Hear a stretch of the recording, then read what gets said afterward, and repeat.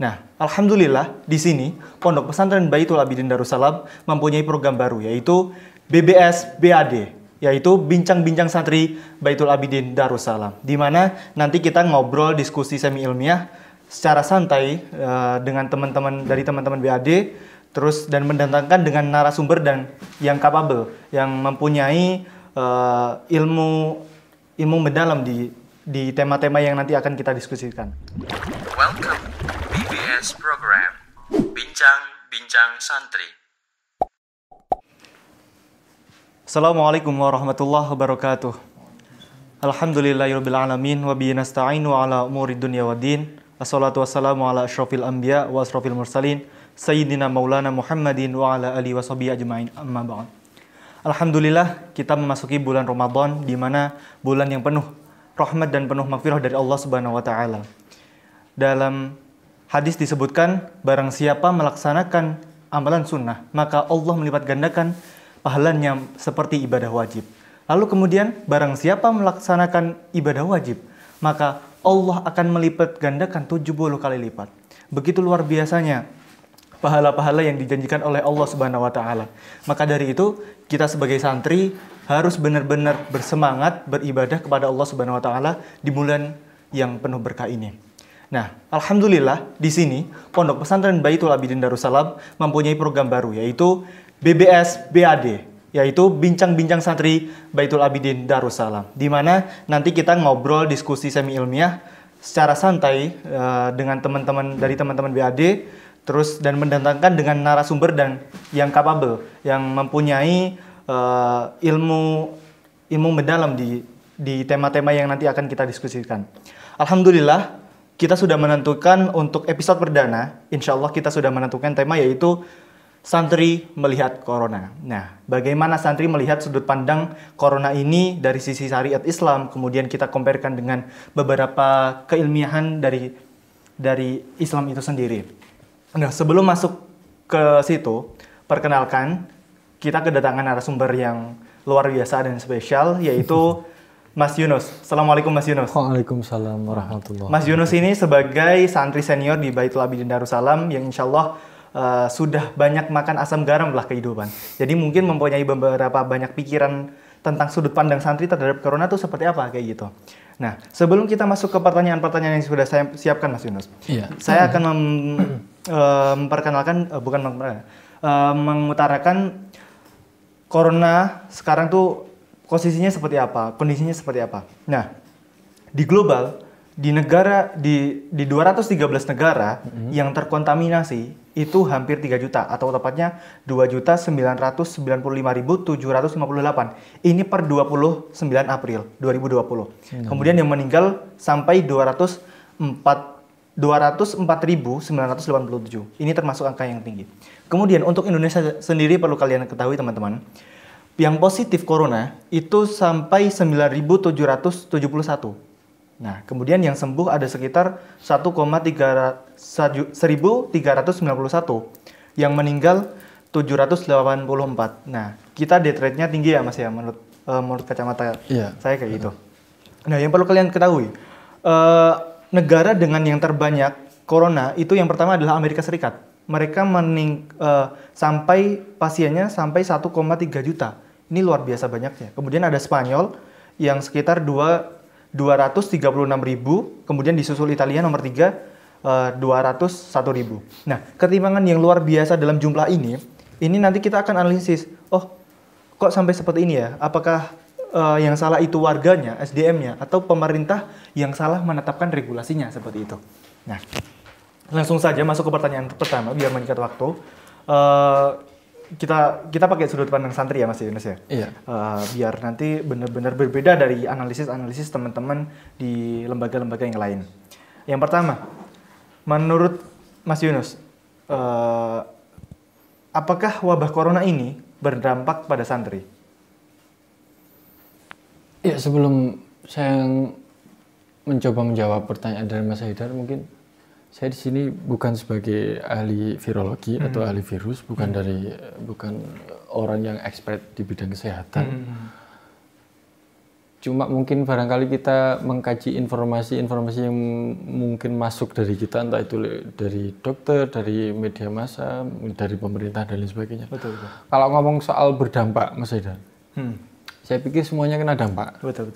Karena ini kan COVID-19 ini kan wabah, pandemi global. Betul. Gitu kan.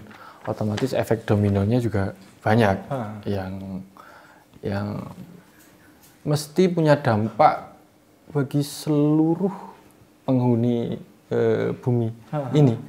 Enggak cuma santri, Mas. Betul. Kalau dari santri mungkin ya kita tahu sendiri, banyak juga kegiatan belajar mengajar santri yang diliburkan, ada yang kemudian santri banyak yang dipulangkan dari himbauan dari pemerintah daerah gitu kan. Terus juga kalau ngomong soal dampak, yang lebih banyak kena dampak ya orang-orang pada umumnya, Mas, nggak cuma santri gitu loh. Kita kena pandemi yang punya efek dominonya mungkin di bidang ekonomi, sosial, budaya, politik juga, gitu loh. Yang kita takutkan itu kalau wabah ini nggak selesai-selesai, terus kemudian ada krismon atau resesi. Banyak pakar juga yang bilang demikian kan begitu. Kita takutnya seperti itu, Mas. Ya mungkin itu dampaknya itu bayangkan ada dari kemarin saya baca dari Kemenaker itu ada sekitar 1.500.000 orang yang kena dampak, istilahnya di PHK maupun dirumahkan. 10%-nya kena PHK, 80% lebihnya dirumahkan. Dirumahkan berarti itu stop kontrak apa berhenti dulu? Ya dirumahkan. Ya, istilahnya nggak ada aktivitas kerja. Mereka tetap, tapi ya nggak banyak keluhan juga yang nggak dapat pesangon, nggak dapat ini itu kayak begitu. Nah, kalau di santrinya sendiri berarti kita cuman di bagian aktivitas kita merasa terganggu, kemudian orang tua juga mungkin susah untuk kayak gitu. Terus juga, tapi yang satu yang kita perlu tahu, kalau dampak positif mungkin kita melihat pesantren-pesantren Ahlussunnah wal Jamaah yang kebanyakan istilahnya pondok salaf, ngerti nggak, Mas? Yeah. Biar kita mudah, mereka jarang sekali melakukan pengajian online atau kajian syariat yang berbasis di media sosial, tapi karena pandemi ini di bulan Ramadan ini lebih muncul ya seperti itu. Ini ya turun gunung istilahnya turun gunung yang kemudian sampai hampir Facebook tuh ramai, banyak media sosial seperti Zoom untuk kemudian dimeriahkan oleh pesantren-pesantren yang sehaluan seperti misalnya Ahlussunnah wal Jamaah seperti itu ya, Mas. Ya kalau kita ngomongin dalam sudut pandang Islam ya segala sesuatunya pasti ada hikmahnya kan begitu. Betul. Mungkin kita lebih kembali ke mereorientasikan lagi apa sih sebenarnya yang kita cari di dunia ini kan begitu. Bisa juga janjani urip itu ngopo toh kan begitu. Mampir ngombe. Yang primer mana, yang sekunder mana. Mungkin bagusnya di situ dari efek corona itu. Nah, kalau menurut jenengan primer menurut santri itu di mana nih? Yes. Satu sebagai santri sebagai manusia, kehidupannya kan mungkin ya buat operasional makan dan lain sebagainya. Cuma itu. Terus kegiatan belajar mengajar kita bisa berjalan, nggak ada halangan kan gitu. Itu primer kita. Kalau sekunder kan santri biasanya pengen ini, pengen itu, pengen jajan ini, jajan itu. Sekarang mungkin karena ada wabah ini orang lebih menghemat lagi gitu. Kalau nggak penting-penting ya nggak keluar banget, cukup di pondok aja. Ngaji, mutalaah dan lain sebagainya mungkin itu. Nah, kalau misalnya gini, kita mungkin ini persepsi orang-orang pesantren juga mesti berpikir seperti ini. Orang-orang pesantren tuh kadang kotor, kumuh, mungkin gampang banget kena virus corona, makanya dipulangkan. Kemudian dengan adanya virus corona ini, kemudian mungkin nanti mindset santri berubah, lebih bersih, lebih aware terhadap kebersihan dirinya kayak gitu. Saya pikir nggak seperti itu, Mas, persepsi itu. Gini, kita kan santri. Islam juga mengajarkan sebelum adanya pandemi ini pun kita sudah diperintahkan untuk selalu hidup bersih, menjaga kesehatan dan lain sebagainya. Jadi apa salahnya? Berarti gitu. Menurut saya persepsi seperti itu ya salah. Ya mungkin kan santri kan macam-macam ya, Mas. Ada yang begini, ada yang begitu. Enggak cuma santri lah. Orang pada umumnya juga ada yang begini, ada yang buang sampah sembarangan dan lain sebagainya. Kalau dideskripsikan cuma dengan santri ya salah juga persepsi seperti itu gitu. Betul. Berarti kalau misalnya dampak kemudian saya tadi Jinan bilangnya aktivitas di pondok menjadi terganggu, kalau kemudian menjadi pengajiannya menjadi online, kemudian ada yang mengatakan wah kalau nanti online kedisiplinan dan kefokusannya belum bisa dijamin kayak gitu. Orang tua tidak bisa menghandle 24 jam seperti itu. Itu kan berarti dampak pada lembaga pendidikan secara umum ya, yang tadinya kegiatan belajar katakanlah santri 24 jam full di pesantren, sekarang di rumah ikuti kajian juga lewat online. Ya semuanya ada plus minusnya loh Mas. Oh, betul. Siap. Sekarang yang lebih bertanggung jawab kan bukan guru, bukan kiai, bukan ustadz, tapi orang tua yang emang harusnya dia yang bertanggung jawab terhadap anaknya kan begitu. Jadi orang tua yang harus lebih memperhatikan anak, bukan berarti kiai yang di pesantren itu kemudian lepas tangan. Jadi orang tua yang malah lebih memperhatikan sekarang. Tanggung jawab yang utama kan tetap orang tua kan begitu. Itu luar biasa. Itu langsung masuk ke pertanyaan yang kedua aja ya Mas.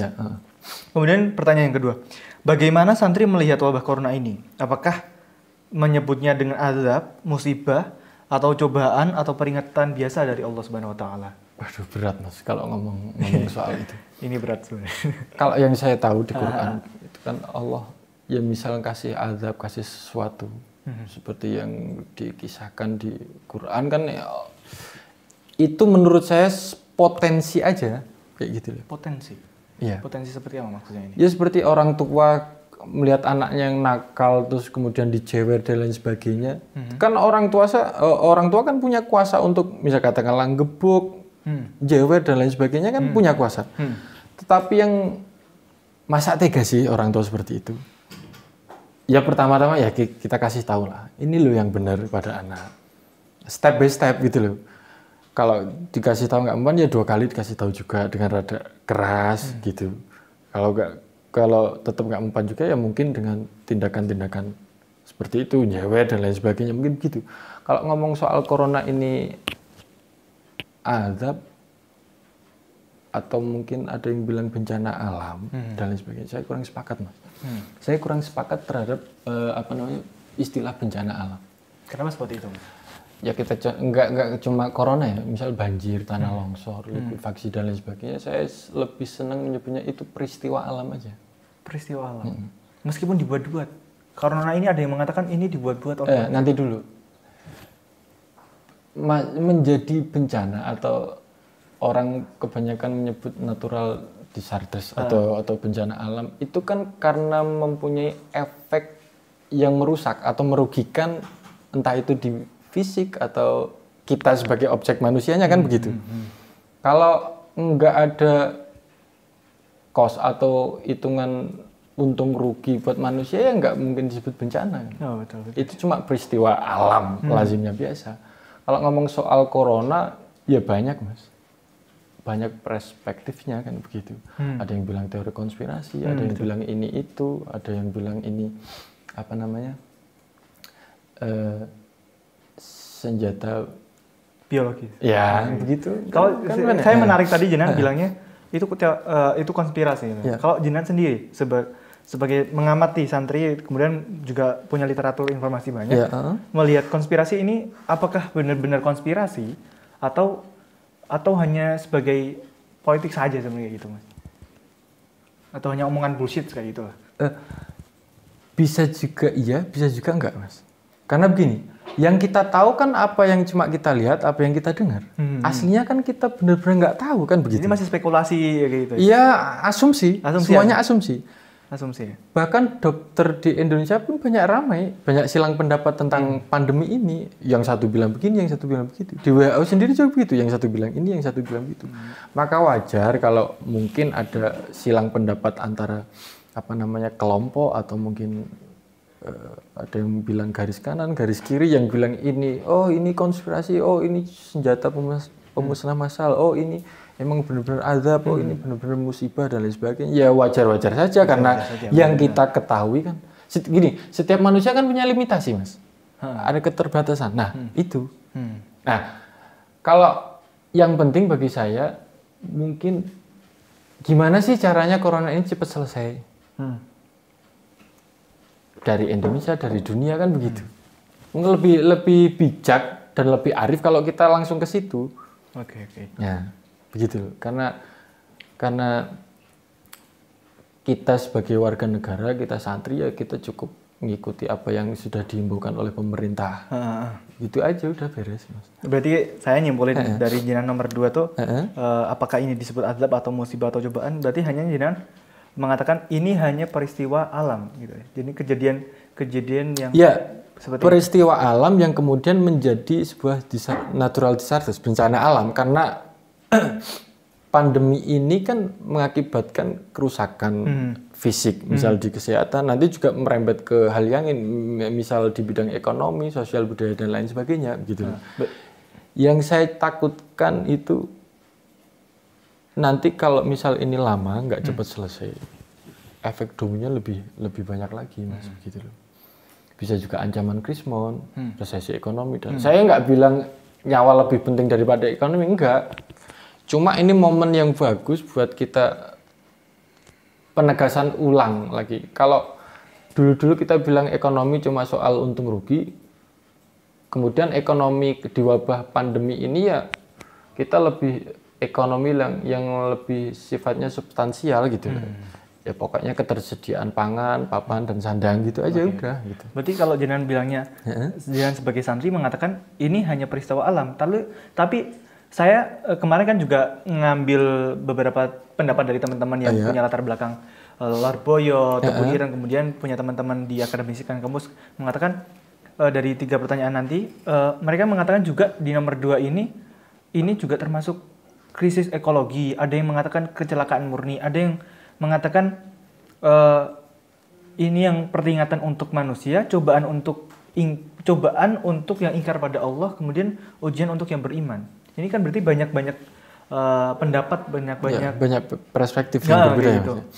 Ya mungkin kalau menurut saya, ya semuanya itu bisa jadi benar, bisa jadi enggak. Karena punya alasan dari diri sendiri. Iya.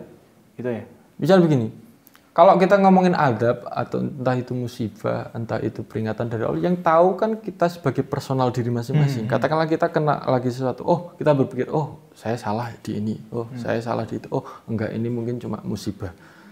Bisa enggak saya lebih baik lagi dari hari kemarin, kan begitu. Yang tahu ini, yang bisa tahu ini adab, ini sebenarnya diri kita masing-masing, Mas.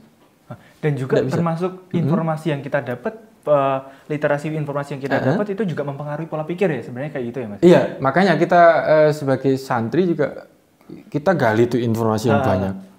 Dari medis, dari dokter dan lain sebagainya, dari pemerintah, dari informasi yang tersedia di berbagai macam platform sosial media kan begitu. Mungkin hikmahnya itu, Mas. Tapi kalau saya boleh usul ya ini pandemi ini yang memerlukan sebuah usaha kolektif bersama untuk menanggulangi bencana tersebut. Kalau dokter itu kan menurut saya tindakan preventif di garda terakhir, bukan di depan. Sebenarnya dokter malah di garda terakhir. Menurut saya harusnya di garda terakhir gitu loh, Mas. Yang di garda terdepannya kita ini, bagaimana lebih menjaga kebersihan, ada physical distancing dan lain sebagainya, kan begitu. Ya, berarti dokter itu nanti, karena kalau kita semuanya bertumbuh kepada medis, bayangin saja, Mas, jumlah kasur tidur itu 4:10.000 untuk orang di Indonesia. Untuk di Indonesia data terakhir seperti itu. Bayangin aja kalau katakanlah kita kena berapa persen, misalnya 10%, tidak bisa, Mas. Berarti ibaratnya analoginya rumah sakit tidak bisa menyelamatkan. 10.000 orang yang kena, kita hanya mampu mengobati 4. Seperti 4. itu. Ketersediaan tempat cuma 4. Apalagi Indonesia sebagai negara yang mungkin ya negara besar cuma berkembang. Kalau mungkin kita ngomong soal Cina kan punya kekuatan ekonomi yang kuat. Kekuatan ekonomi, dia punya punya kapital yang besar kan. Dia dalam beberapa hari pun mampu membangun rumah sakit dengan kapasitas sekian ribu kan begitu. Betul. Sementara kita. Betul.